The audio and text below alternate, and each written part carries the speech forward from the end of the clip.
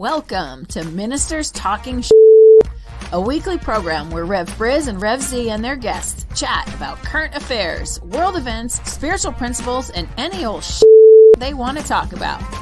Based on the new thought philosophy and ancient wisdoms, Ministers Talking shares a visionary perspective of the evolving spiral called spiritual living. Join us each week as we explore the emerging paradigm of life on planet Earth and beyond. And good morning, dear ones. I'm Reverend Robert. I'm Reverend Z on this end. And this is a couple of ministers talking shit. It's another Friday morning here in Colorado. Starting to get a little chilly out there in the mornings. Yes. Definitely moving into the fall season. And this is a program where we come to you every Friday morning, take a look at some of the current events, what's going on in the world, and seeking to find that spiritual perspective that sometimes can be a little difficult to find in what seems to be going on in the temporal, in the world of form out there. So we've got we kind of realized this morning, hey, as a collective, as a community, as a planet, we've been going through this virus thing for quite a while now. And depending on when you count it from, when you specifically decided, okay, yep, I'm going to stay home for a while. We've been at this about 7 months or so. And so we thought it was about time to take a look at, how we doing?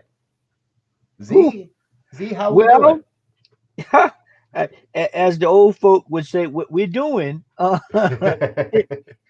it's one of those things where it's very difficult sometimes to articulate where we're doing or what we're doing because so much has happened. I mean, you figure this thing started around the beginning of March, middle of March, depends on where you were and how you got infected, somewhere between the 3rd and the 15th of March or the 7th and the 15th of March. And so from there, we've had every system attacked. Of course, the healthcare got a strain on that. Education had to change. Employment had to change. Just shopping for groceries had to change. And so that set off a chain of events, the whole pandemic, that caused us to look at and examine all things. And so now, 7-8 months later, all those things that we talked about or came up in the very beginning that we were looking to, it was going to be over and we were going to get people back and it's all the same. It's just, and it might even be worse in some cases now. Yeah, I'm absolutely with you on that. In some cases, we just don't know still. Yeah. Every time I turn around, I hear another story on how we don't know exactly what's happening. And there's promising pieces, and there's I've got O positive blood, baby. From what I hear, I hit the lottery on the blood type there. It's right that. But that's just one report. That's just one study. That's just one aspect of what's happening here. Yeah. I'm still at that point where I'm thinking it's probably a little better and a little safer to embrace my inner introvert for a while longer, more so than my extrovert. Well, and because when you look at the numbers, right? So last week, 32 states had more cases than they did the week before, and 14 states had the highest new 7-day average for cases. 14 states had the highest 7-day average than before ever, right? That's a lot. I mean, when you say 32 states, right? We only got 50 of these things. So we're way over half. Yep. And winter is coming. I mean, just think about Colorado right now. We're looking at Colorado this weekend, Saturday, Sunday, Monday-ish. The low is, was 70 something a day or so ago. Yeah. By Sunday, it may be down to 7 degrees with snow. Yeah. So that's going to start. The cold and flu season is about to be upon us. Yeah. Exactly. It's interesting. I personally, my family, we don't want to cancel stuff. We want to have Halloween. So we've been looking at, well, how do you make Halloween? How can we do Halloween safely? Mm-hmm. And I realized we've got enough tables. We can build a table and slide candy 6 feet down a 10-foot ramp or tube or whatever. And it keeps getting tough when not everybody's playing along and we've got to cancel another thing. Yeah. And Thanksgiving's on the chopping block. Our family has determined that, right, we understand the risk of bringing more than one or two households together at a time. My sister-in-law is a doctor, is a medical doctor. She's on top of this stuff. She knows. And our determination is, how full is the local hospital where we take our normal Thanksgiving vacation? And we're going to make that determination in a week or so ahead of time, because it's all about how full the hospital is. Yeah. Yeah. And the whole idea, I keep going back to this idea that, the one of the silver linings, if you will, of this horrible pandemic that has caused us such grief in a lot of ways, but it's also given us an opportunity to rethink, to reevaluate, to begin to try to understand what it means to be in community, what it means to be alive, what it means to be uh, self-reflective of what we're doing to ourselves, to the planet, to other people, uh, and really, we got a chance to say, man, if we don't fix some things, we can keep going down this certain path, which is going to be not so pretty, or we can begin to really reevaluate where we are and what we want to be as a people and as a nation and move forward. Yeah. You bring up a couple of great points there. Number one, we've got to be looking towards the life we want to live, looking towards a vision of a world that works for everyone, of the life we truly desire. And at the same time, recognize and kind of honor and realize that what used to be is no longer. And Mhm. there is a new consciousness on the planet. I think we saw one of the greatest demonstrations of this new consciousness this past week when Pope Francis released a statement. Homosexual people have the right to be in a family. They are children of God. What we have to have is a civil union law. That way they are legally covered. Yeah. And Wow. when the Pope, that is something I honestly never thought I would see in my life. I never thought I would see a pope, but I'm not a Catholic, never have been. Always just been. I mean, you can't get away from being alive and not at least know it exists and Right. hear about it. So Right. I never thought I would see a pope that endorsing civil unions. We're a breath away from same-sex marriage in that regard. And I found a story that was saying, a recent Pew Research study indicated more than half of American Catholics and mainline Protestants are in favor of same-sex union Mm. in some Wow. form or another. Right. Right. They differ on and here we are treating people right, waking up to the fact that we're all one. Yeah. Yeah. And you bring to mind this thing about true north or being in alignment.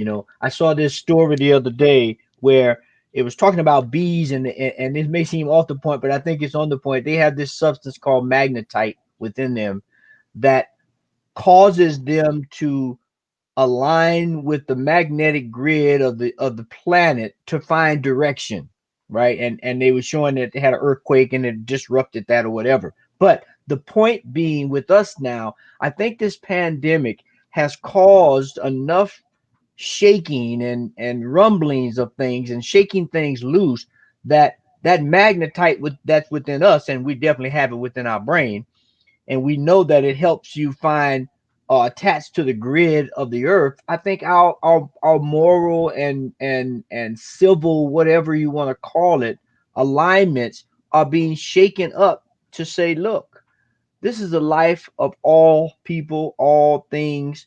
The diversity is wide. We must begin to align with the true north of that, or we're going to continue to spiral in these ways where, people are discounted, people are hated, they're not liked because of their color, their sexual orientation, or whatever. And we got to get beyond that because everybody has skills and values to provide.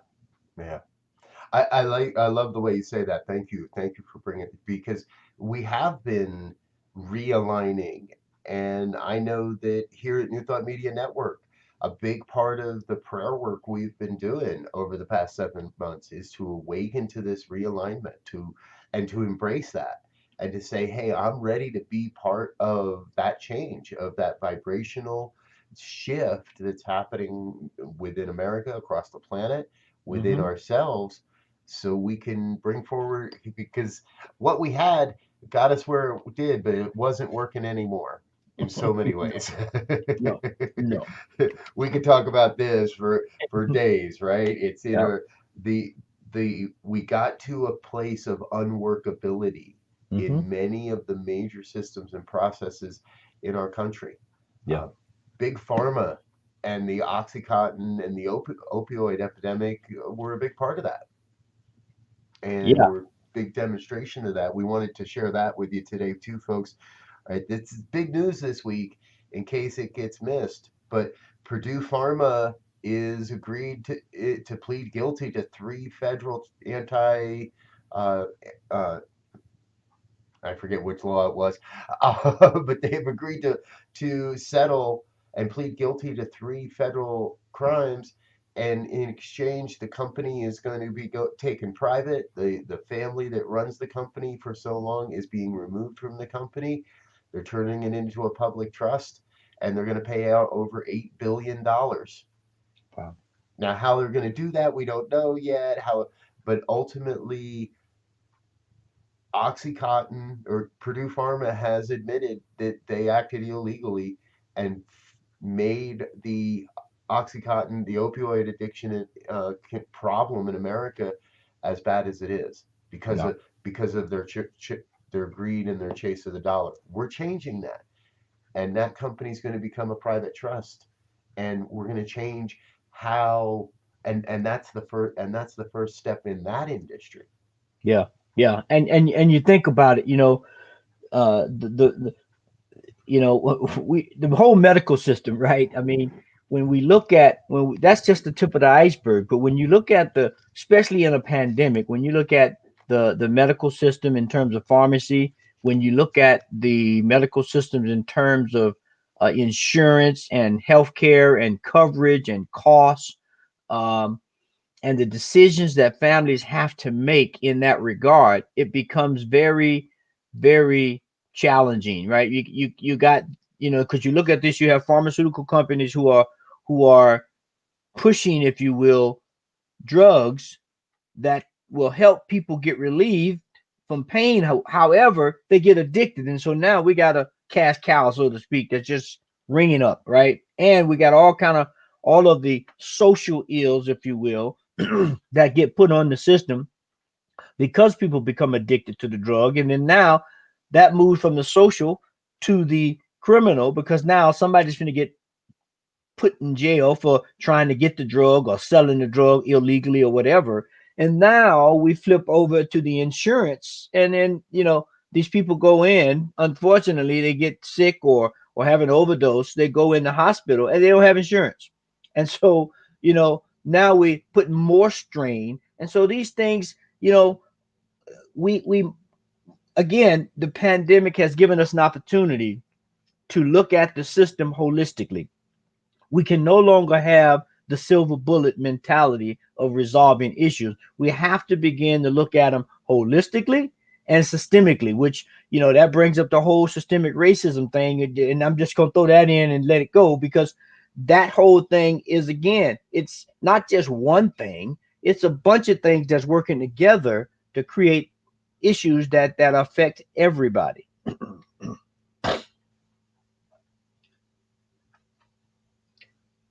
Don't hear you. Hey, There there you we go. are. folks, you've heard us talk about this holistic view so many times now. Almost every week we're bringing this back into the conversation because it is important that we recognize, yes, we're not going to just reform healthcare. We're not going to just reform the insurance industry. We're not going to just reform politics. All of this, education, Yep. how we do entertainment, professional sports. Now, I've never been a big, huge professional sports guy, um, but it seems pretty silly. I mean, I've been laughing lately that what was it, basketball? I guess everybody's in a big hoopla about who won. It's like, guys, I'm sorry, but it just ain't the same as it used to be. You barely worked this year. Okay, let's celebrate that you got some work, but I believe every major aspect of life on planet Earth Mm-hmm. is up for new management. Yeah, yeah, yeah, yeah. Well, it's that whole concept of chaos, right? When you go, people use chaos, I think, and I do myself sometimes in a kind of a bad way, right? But one of the scientific definitions, if you will, of chaos is the reforming of something new, right? We call it chaos because it hasn't reformed into the new thing yet. It hasn't gone through that evolutionary process to reconstitute, if you will, into another solidified thing that itself will go into a chaotic state. And right now, that's what we are. So that chaotic state is an impetus for a new order, for a new way of looking at things, for a new way of relationships being formed and recognized of how we live. And that's what we're doing now. I mean, in all systems. And so, you look at just like you said, the sporting world, right? Right now, you have the Los Angeles Dodgers and the Tampa Bay Devil Rays playing for the World Series. First two games are under the belt. They're tied 1-1, and it's been good games. And right now, I hope we see as a country, we see the benefit of having these things for social action. I mean, for social interaction with each other, conversation. But we should not make sports gods, if you will, that begin to dictate policies. And that's on any of the entertainment side. Right. That not that they don't have an opinion, not that they may not be smart people with other degrees and different things, but if we're gonna have them in that arena, then I would like them to jump in their full feet if they got some good ideas and processes and procedures of how we change things, because then people think, well, I can just become an entertainer and I can be an authority on whatever, and that's not always true. Yeah. You reminded me of one of my favorite movie lines, and if anybody out there watching can name the movie and send us a comment with what movie this comes from, we'll get you something special. But I think it was Nietzsche that said, "Out of chaos comes order." Yes. But out of order comes chaos. Right? And we created a sense of order, or so we thought, and that's why everybody wants to go back, right? Or not everybody, obviously, sorry, but so many people want to go back to the way it was, want to get back to normal, want to get back to quote order. Well, what if nothing is ever out of order, truly? What if the chaos itself is a form of order? And that's a lot of what Z is saying here, right? We are reforming and recreating a new form of order, but it's all been part of the oneness all along. Right. So there's nothing here to decry. I don't want to go back. I don't want to start over from February or March, and there's no mulligan here, right? And you bring up this idea, this concept from a book, old book called the Celestine Prophecy, right? And one of the ideas in the Celestine Prophecy was they got to a point where life was chaotic and the things that they believed and thought were true, they found out they weren't true. And so in that place, they sought security. They wanted to be secure and safe. And so they started doing those things of getting money and power and material. But at the same time, they sent out emissaries to go figure out, how does this world work? What is making it tick, right? And so now, right now, we're in that point where all of these emissaries that we've sent out in science and politics and education, who've gone out and studied these things of how the cosmos work, they're coming back with the answers of, you know, excuse my language, it's a mind game, right? It's your thoughts, it's your way of looking at the world, it's your perception.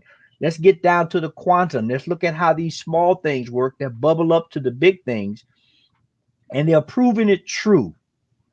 But we are so stuck in our security now, we don't want to follow the truth. We want to just be secure. So I need more power, more money, more whatever it takes to do that, whether it's discrimination or discounting that one or selling, products that are not always safe or the best, because people want to be secure. But the real security is understanding who we are as a people, what our capabilities are, what our connection to the greater divine is, and how do we begin to create a holistic system that works for everyone. Yeah, exactly.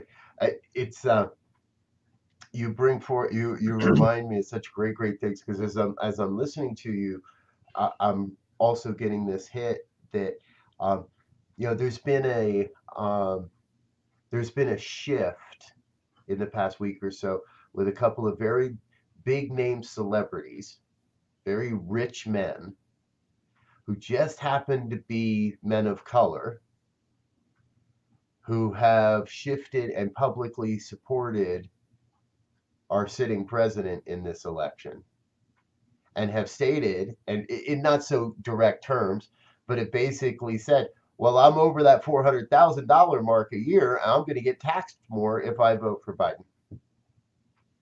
And I personally think, man, that is the ultimate demonstration of how insecure we feel. Mm-hmm. How insecure are you if you're making over $400,000 a year? I got to think you could afford to kick down another 10% to help everybody, to pay for everybody, to be a. And my wife and I look at it from that perspective. We don't try to avoid our taxes. Now, we're a family of four, and we do everything we can to maximize our deductions and to play by the rules and to play fair. But in many ways, here's another system that we're in the midst of reforming, because it's getting blatant. We've reached unworkability there as well. Yeah. Yeah. And again, you know, taxes on the loan, right? Taxes are related to your employment, your self-employment, your corporation or small business, right? Yeah. And so again, we have to be to look at how these things work together.